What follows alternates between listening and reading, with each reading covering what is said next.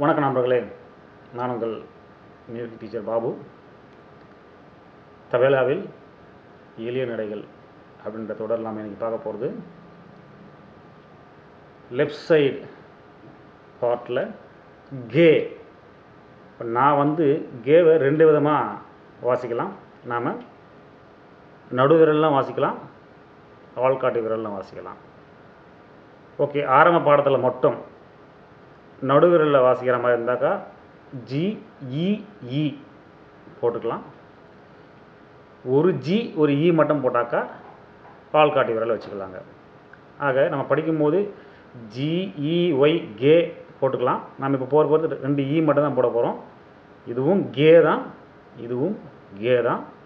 But இப்போ நம்ம வாசிக்கும் போது ரெண்டு இ போட்டாக்கா இந்த நடுவிரலில் வாசிக்கலாம். அப்படி வாசிக்கும்போது இந்த ரெண்டு விரலையும், மோதிர விரலையும் சுண்டு விரலையும் சேர்த்து ஒன்றா வச்சுக்கலாம். இது தனியாக வச்சுக்கலாம், இதை தனியாக வச்சுக்கலாம். இது மூணும் வாசிக்கும் போது ஒன்றாவே சேர்ந்து வரா மாதிரி இருக்கட்டும். ஆள்காட்டி விரல் மட்டும் தனிப்பட்டு வரலாம். இப்போ நம்ம வாசிக்க போகிறது ஜிஇஇ கே 1. அது எங்கே வாசிக்க போகிறோம்னாக்கா பாருங்கள், நான் முன்னாடியே சொன்ன மாதிரி இந்த இடத்துலேருந்து நம்ம தபலா இருந்து கையை மேலே தூக்கக்கூடாதுங்க. இங்கே ரெஸ்ட் பண்ணிக்கலாம், எல்லாமே இருக்கலாம். பட் இப்படி தூக்கி வாசிக்கக்கூடாதுங்க. இப்படி ஒன்றா நம்ம தூக்கி வாசிக்கலாம். ஓகே, இப்போது இந்த பிளாக் மை இருக்குது, அதுக்கு கார்னரில் இந்த இடம் படுற மாதிரி நம்ம வச்சுருக்கோம். இதில் ஓப்பன் இருக்குது, க்ளோஸ் இருக்குது. இப்போதைக்கு நம்ம ஓப்பனே வாசிக்கலாம். ஓப்பன் கூட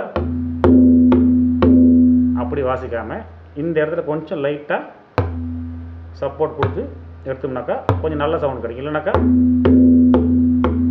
ஒரு மாதிரி பூம் சவுண்ட் கேட்டுரும். இப்படி வாசித்தோம்னாக்கா கொஞ்சம் சவுண்டு கொஞ்சம் ஸ்வீட்டாக கிடைக்கும். ஓகே, இப்போ நம்ம வாசிக்க போகிறது ஒரே ஒரு ஜிஇஇ, அந்த நோட்டு மட்டும்.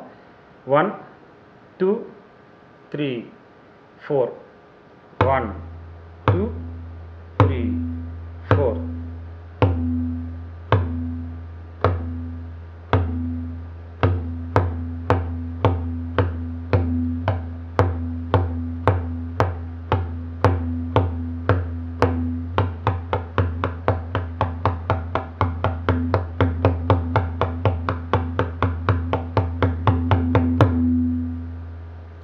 இது கவனமாக வாசிக்கும் போது சும்மா நம்ம இப்படி சீண்டுவோம்ல, யாரையாவது கூப்பிட்றதா இருந்தால் அந்த மாதிரி அந்த இடத்துல நாம் பண்ணணும்.